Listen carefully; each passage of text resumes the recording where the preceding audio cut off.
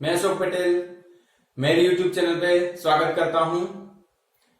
And students, आज से हम एक नई वीडियो लेक्चर सीरीज स्टार्ट करने जा रहे हैं जिसका नाम है कर्व फिटिंग, जिसमें हम जानेंगे कैसे एग्जाम में जो पूछे जाते हैं कर्व फिटिंग फाइंड करने के एग्जाम्पल अलग अलग तरीके से, वो सभी हम जानेंगे ये curve fitting video lecture series में।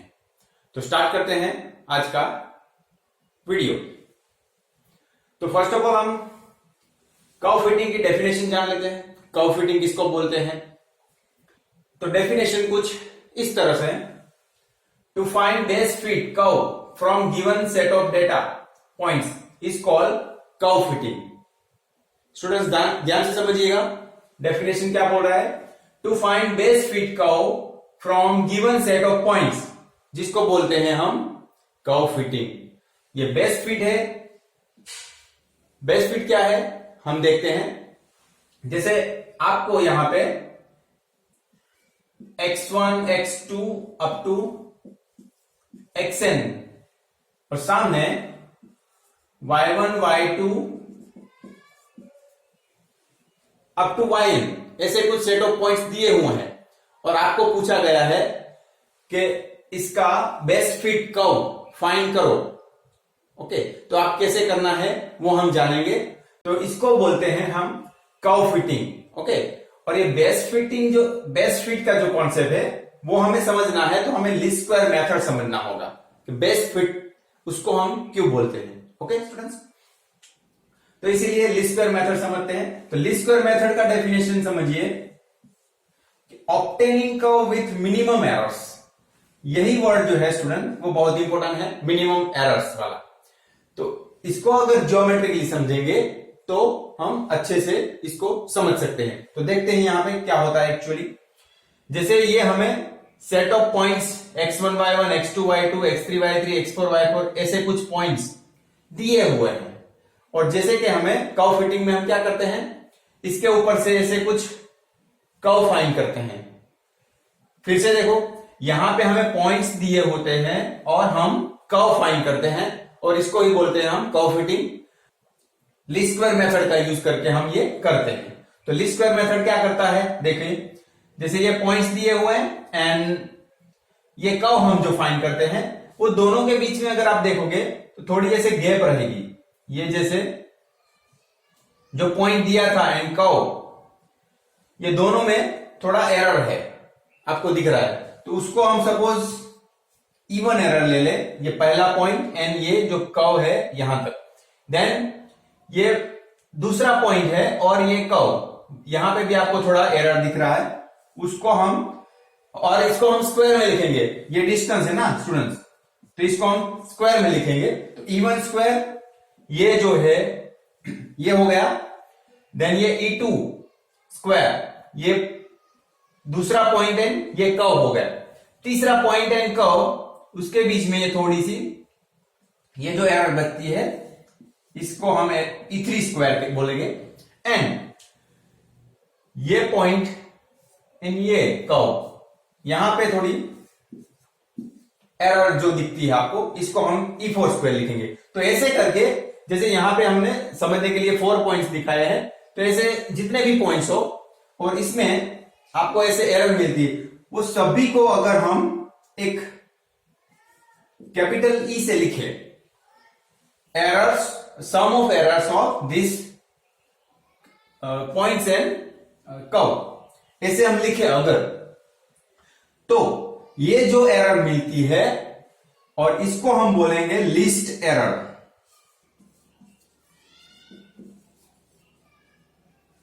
इसको हम बोलेंगे लीस्ट एरर। तो स्टूडेंट्स ऐसे, और इसीलिए इसका नाम है लीस्ट स्क्वायर मेथड।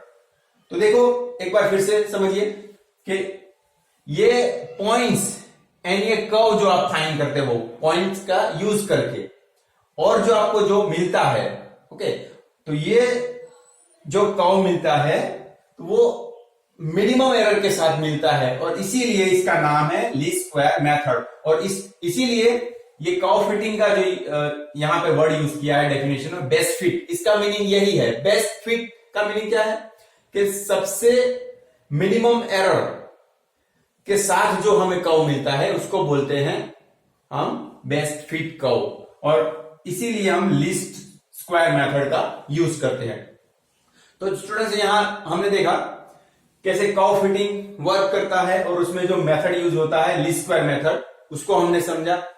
और ये कर्व फिटिंग में हम अलग अलग कर्व के एग्जांपल्स करेंगे जो भी एग्जाम में पूछे जाते हैं, जैसे स्ट्रेट लाइन हो गया, सेकंड डिग्री या तो पैराबोला कर्व बोलते हैं उसको, एंड स्पेशल कर्व में logarithmic curve and exponential curve, ये सभी के बारे में हम जानेंगे। तो फर्स्ट ऑफ ऑल हम देख लेते हैं स्ट्रेट लाइन के बारे में। स्ट्रेट लाइन क्या है, उसमें स्ट्रेट लाइन के एग्जांपल्स या तो क्वेश्चंस कैसे पूछे जाते हैं एंड उसको कैसे सॉल्व करते हैं, ये सब भी हम देखते हैं। तो जैसे हमें पता है कि स्ट्रेट लाइन का जो इक्वेशन है, स्ट्रेट लाइन का इक्वेशन कुछ इस तरह से आएगा, ओके। और यहां पे हमें जैसे दो इक्वेशन दिए हैं, सॉरी यहां पे हमें दो कांस्टेंट दिख रहे हैं, तो उसको सॉल्व करने के लिए हमें दो इक्वेशन चाहिए। वो तो स्टूडेंट्स आपको पता होगा, जितने अननोन्स हैं देन उसको सॉल्व करने के लिए हमें उतने ही इक्वेशन चाहिए। तो इक्वेशंस को हम नॉर्मल इक्वेशंस बोलते हैं। तो नॉर्मल इक्वेशंस याद रखने के लिए कुछ आपको ज्यादा करने की जरूरत नहीं है। नॉर्मल इक्वेशंस यही इक्वेशन से मिलते हैं। देखो इसमें हम समेशन लगा देंगे, summation y into a, and a के साथ समेशन 1 प्लस समेशन 1 ऐसे n टाइम्स होगा, तो यहां पे आंसर आपको n मिलेगा, प्लस b यहां पे हो गया समेशन x।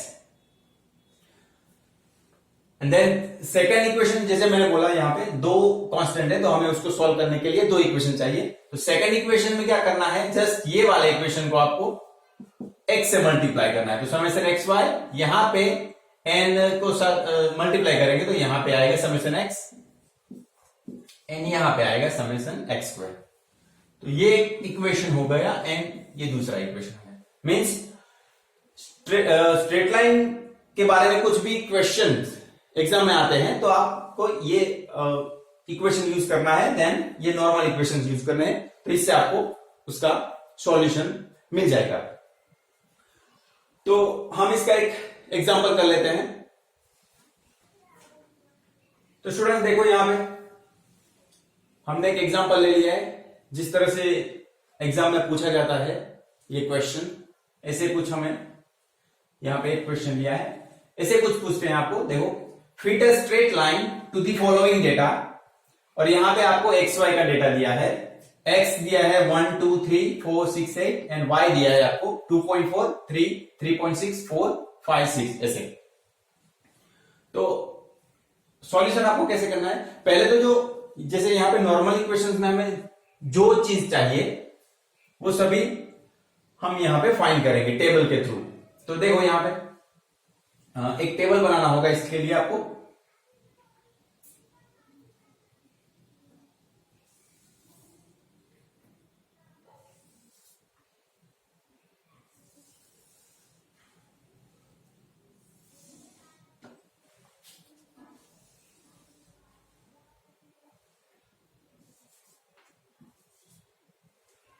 स्टूडेंट्स देखो यहां पे टेबल में क्या क्या चीजें इंक्लूड करनी है वो नॉर्मल इक्वेशंस में आपको मिलेगा। जैसे पहले हमें समेशन y चाहिए, तो ये y का टोटल करोगे तो हमें समेशन y मिल जाएगा ऐसे। तो पहले तो आप x y की वैल्यू पुट कर लो यहां पे, x की वैल्यू 1, देन y की 2 3 4 6 एंड 8, ओके। y की वैल्यू सामने 2.4 3 3.6 4 5 एंड लास्ट में 6 है y की वैल्यू। यहां पे हमें उसका टोटल करना होगा।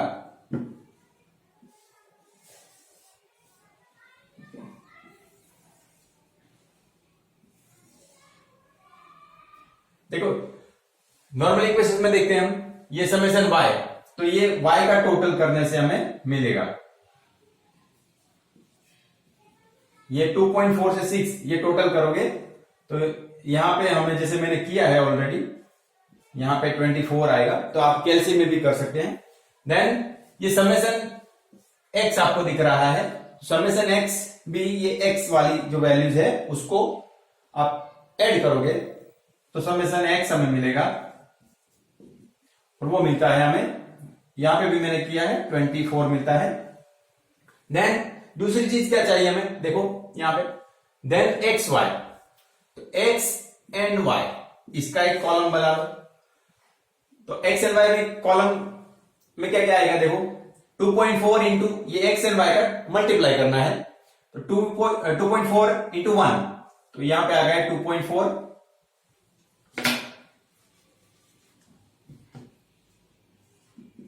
देन 3 इंटू 2 6, 3 इंटू 3.6 10.8 आंसर आएगा। देन 4 इंटू 4 16, 6 इंटू 5 30, यहां पे आएगा 48। देन क्या बचा, समेशन एक्स स्क्वायर, तो यहां पे आपको एक्स स्क्वायर ये लगाना होगा, एक्स स्क्वायर का कॉलम इससे आएगा, ये एक्स वैल्यूज का आप स्क्वायर करोगे, 1 का स्क्वायर 1, 2 का स्क्वायर 4, 3 का स्क्वायर 9, 4 का स्क्वायर 16, 6 का स्क्वायर 36 एंड 8 का स्क्वायर 64। देन ये एक्स वाई इसका टोटल करोगे, एक्स इंटू वाई का,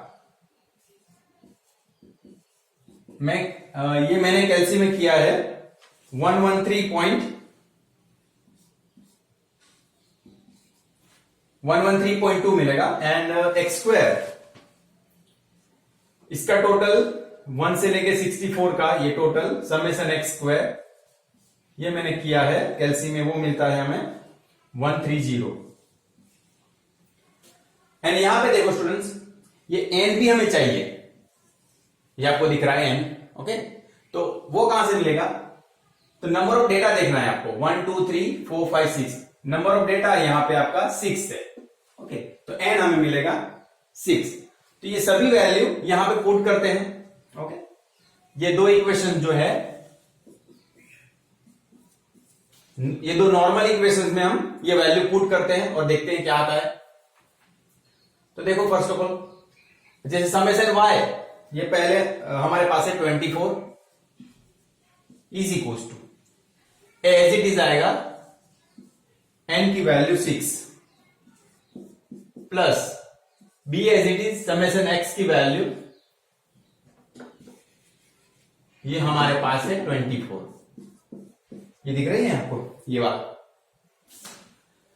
दूसरा इक्वेशन समेशन एक्स वाई, इसमें हमारे पास वैल्यू है 113.2, then a into summation x, as it is summation x की वैल्यू 24, ये रही, प्लस बी और समेशन एक्स स्क्वायर की वैल्यू वो हमारे पास है 130, ओके, तो ये दो और इक्वेशन मिल गए हमें, इसको इक्वेशन नंबर 3 एंड 4 नाम दे देते हैं।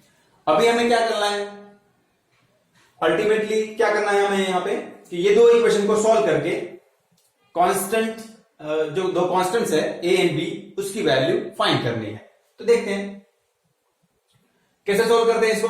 स्टूडेंट्स देखो, काफी एग्जाम में क्या होता है, आपके जो साइंटिफिक कैलसी है उसमें प्रोग्रामेबल कैलसी भी अलाउ होता है, तो उसमें तो डायरेक्टली मोड में जाओ और इक्यूएन का फंक्शन होगा और उसमें 2 वेरिएबल 3 वेरिएबल सिलेक्ट करके वैल्यूज डालोगे तो आंसर आपको डायरेक्टली मिल जाएगा। मगर क्या होता है, हर एग्जाम में ये अलाउ नहीं होता स्टूडेंट्स, तो हम इसको इस तरह से मैन्युअली सोल्व करेंगे, ओके। मैं आपको दिखाता हूं क्या करना है। ये जो इक्वेशन नंबर 3 है उसको यहां पे कर लेता हूं। इक्वेशन नंबर जो 3 है उसको, जैसे यहां पे 24 और 24 सेम टू सेम मुझे लाना है, तो इक्वेशन 3 को 4 से मल्टीप्लाई कर देता हूं। तो क्या होता है ये इक्वेशन नंबर 4 से, जैसे 24 इंटू 4 हो जाएगा 96, और यहां पे 6 इंटू 4 तो 24 हो जाएगा, इंटू ए आपके पास है, प्लस 24 इंटू 4 96, और यहां पे बी। ओके, देन ये वाला क्वांटिटीज तो सेम टू सेम आएगा, इसको कुछ नहीं करना, ये वाला equation as it is put किया है।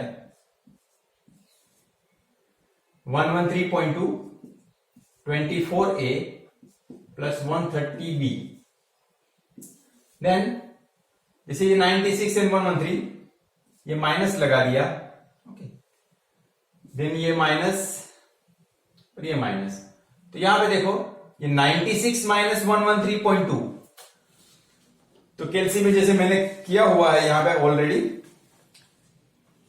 96 माइनस 113.2, तो वो आएगा माइनस 17.2। ओके, देन ये 24a into 24a minus 24a, ये जीरो हो जाएगा, तो इसको नहीं लिखेंगे तो भी चलेगा। 96 माइनस 130b, तो वो आएगा हमारा 34b। ये भी मैंने किया हुआ है। तो यहां पे दोनों साइड माइनस माइनस वो तो प्लस हो जाएंगे, तो क्या बचेगा, ओके, देन ये 34 को हम इस तरफ लाएंगे, तो ये हमें मिल गया b, देन 17.2 बाई 34, तो हमें मिलेगा, कैल्सी में मैंने जो किया हुआ है 0.5059, इतना मिलता है। आप कर सकते हो कैल्सी में इजीली। देन क्या करना है, अभी बी की वैल्यू मिल गई हमें, तो देखो ए की वैल्यू कैसे फाइंड करते हैं। ये दो जो इक्वेशन है उसमें से कोई भी ले लो, उसमें वैल्यू पुट कर दो। जैसे हम ये इक्वेशन नंबर 24 इक्वेशन नंबर 3 ले रहे हैं,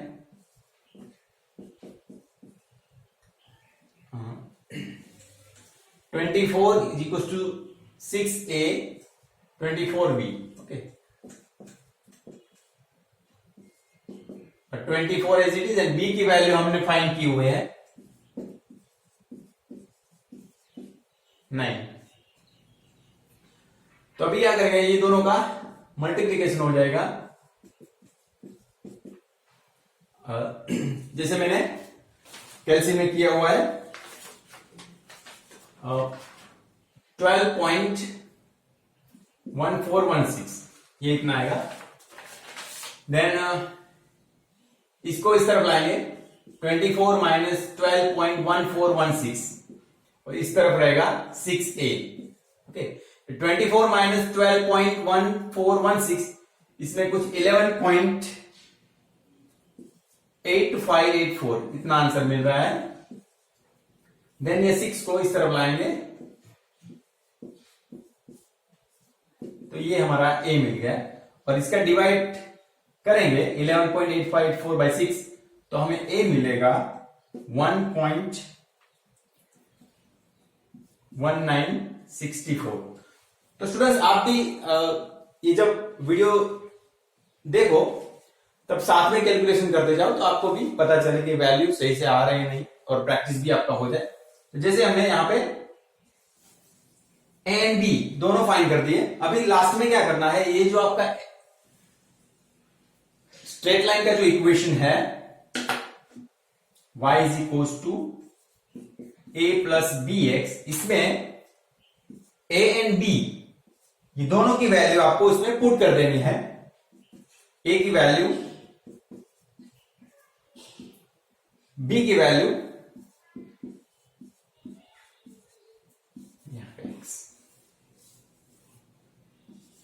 ये जो मिलता है उसको हम बोल सकते हैं this is the best fit curve for the given data. जो हमें डेटा दिया था उसके लिए हमने ये best fit straight line find किया। तो इस तरह से एग्जाम में आपको क्वेश्चन पूछ सकते हैं।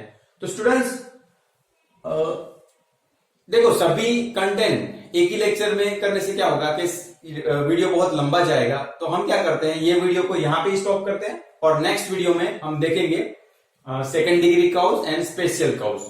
स्टूडेंट्स, आशा करता हूं ये वीडियो आपको पसंद आया होगा। अगर पसंद आया है तो लाइक कीजिएगा, शेयर कीजिएगा एंड मेरे चैनल को सब्सक्राइब कीजिएगा एंड अपने दोस्तों के साथ जरूर शेयर कीजिएगा अपना एक्सपीरियंस। एंड नेक्स्ट टाइम मिलते हैं ऐसे ही इंटरेस्टिंग वीडियो के साथ। धन्यवाद।